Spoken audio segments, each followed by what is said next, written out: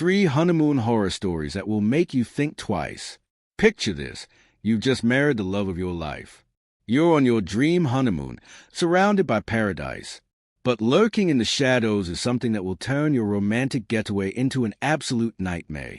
Today, I'm sharing 3 real honeymoon experiences that went horrifyingly wrong. Stay until the end because the final story will absolutely blow your mind. But first, let me tell you something important about travel. When you're exploring unfamiliar territory abroad, communication barriers can transform a simple vacation into something dangerous. In one story you're about to hear, understanding the local language might have prevented total disaster. Story 1. The Stalker in the Bamboo Forest. When my wife and I planned our honeymoon destination, Hawaii seemed like the obvious choice. We'd heard incredible things about Maui, apparently the ultimate romantic paradise for newlyweds seeking unforgettable memories. We booked this incredible beachfront resort where every evening brought spectacular torchlit performances, authentic luau's, and captivating live shows under the stars. The first several days blurred together in a perfect haze of tropical cocktails and discovering amazing local restaurants. By day 4, though, we craved adventure beyond the resort walls. The island featured these legendary jungle hiking paths we've been dying to explore, and we specifically added them to our must-do list. We climbed into our rental vehicle and embarked on this winding journey to reach the trailhead parking area for the Pipiwai Trail, a breathtaking route cutting through dense bamboo forest deep in the island's interior. The path eventually opened up to spectacular waterfalls cascading into secret swimming holes that looked like something from a fantasy movie. Multiple locals and fellow travelers had raved about this hidden gem, so naturally we had to experience it ourselves. When we arrived, several vehicles dotted the lot, though we quickly learned this parking area served multiple different trails branching in various directions. As we ventured down our chosen path, towering bamboo stalks created solid green walls on both sides. The effect was absolutely mesmerizing. I genuinely never experienced anything quite like this before. Suddenly, my wife grabbed my arm and gestured towards something small moving just beyond the trail's edge. A mongoose. The little creature froze, watching us curiously, and we both instantly melted at how adorable it looked. My wife began creeping toward it carefully, lowering herself to seem less threatening and more approachable.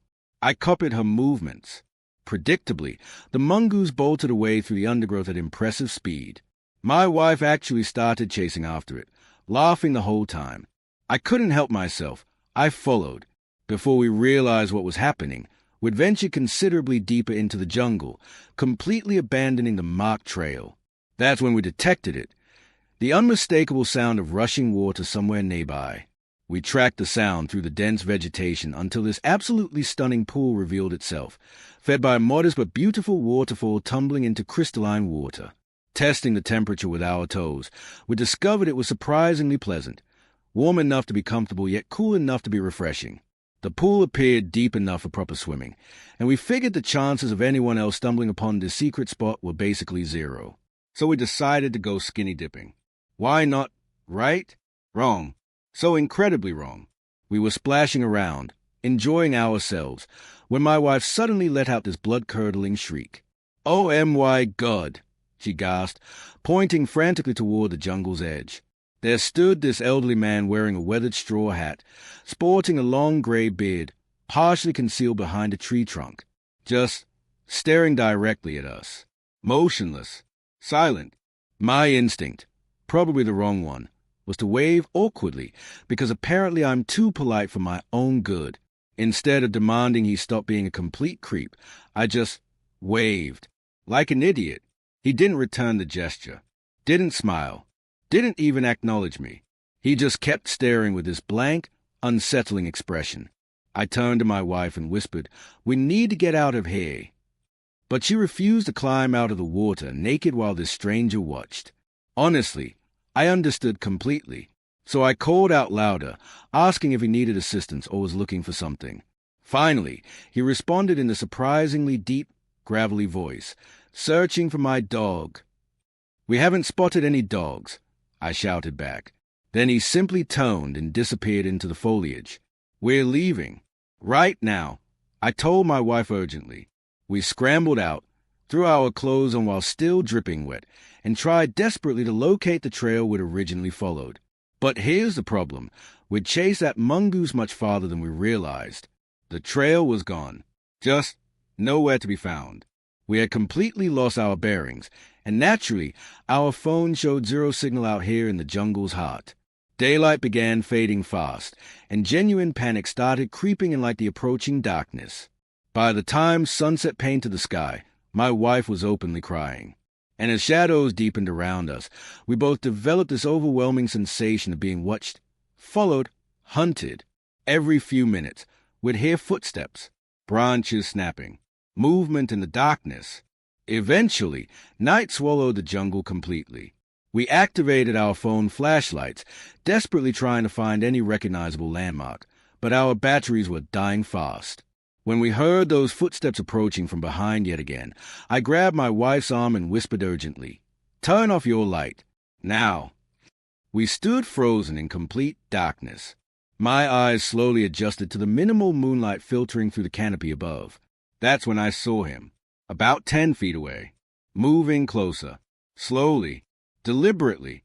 I backed away carefully, positioning my wife behind me protectively. "What do you want?" My voice shook despite my best efforts. My wife apparently couldn't see him in the darkness because she suddenly switched her phone light back on, aiming it directly at the approaching figure. The old man, straw hat, gray beard, holding a hacksaw. We both screamed. My wife's scream was pure terror. Mine was me yelling, "Go, go, Geo," while shoving her forward. We crashed through the jungle blindly, running with barely enough ambient light to avoid trees. We just ran and ran and ran, thanking God we'd worn proper hiking shoes. Finally, miraculously, my phone caught a signal. We pulled up the GPS and followed it back toward the parking lot, a brutal 10 to 15 minutes of nonstop sprinting. When we reached our car, we collapsed inside, locking every door. It felt like we'd literally been resurrected from death itself. The following morning, we drove straight to the Maui Police Department and filed a detailed report, hoping to prevent other tourists from encountering that psychopath on that particular trail. We attempted to salvage the rest of our honeymoon, but honestly, the magic was completely ruined.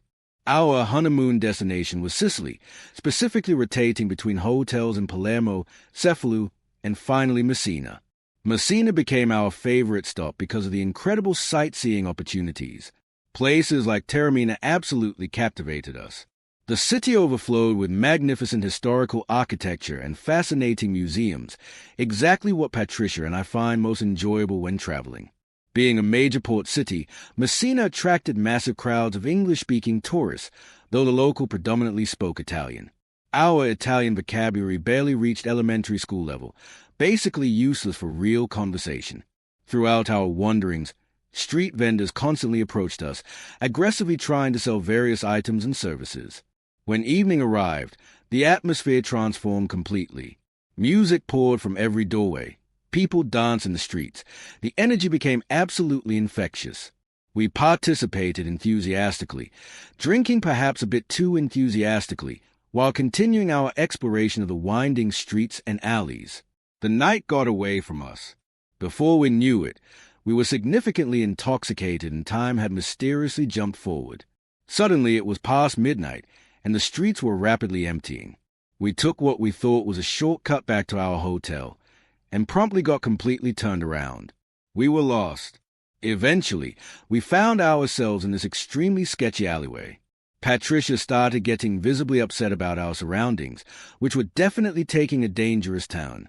I wrapped my arm around her shoulders, trying to provide some comfort and sense of protection. Without warning, some random guy appeared right in front of us, uncomfortably, aggressively close, unleashing this rapid-fire stream of Italian.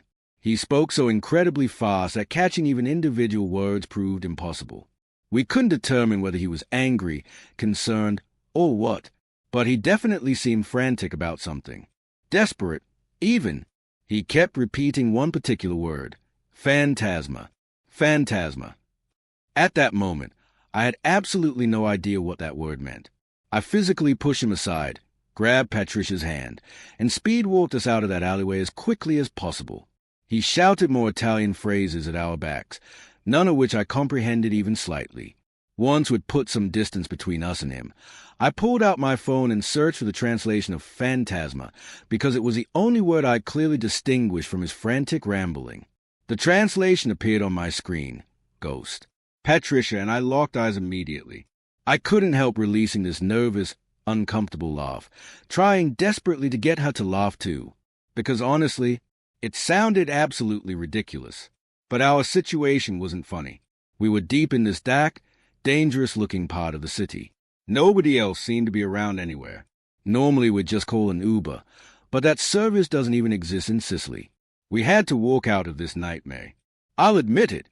I was probably just as terrified as Patricia, especially after hearing certain neighborhoods became genuinely unsafe after dark. Then we heard it. This quiet, mournful crying sound coming from somewhere behind us. We both heard it simultaneously. Both whipped around to look. There she was, this young woman, but unnaturally, impossibly tall, maybe 10 yards behind us, walking slowly in our direction. Her face was completely buried in her hands as she walked, sobbed, approached. Her height was absolutely wrong. Unnatural. She looked taller than me, which shouldn't be possible. The proportions were just off. Even Patricia, who's normally incredibly compassionate and nurturing toward people in distress, immediately whispered, "We need to get away from her. Now." We started jogging down the narrow street, turned left into another alleyway, then looked back.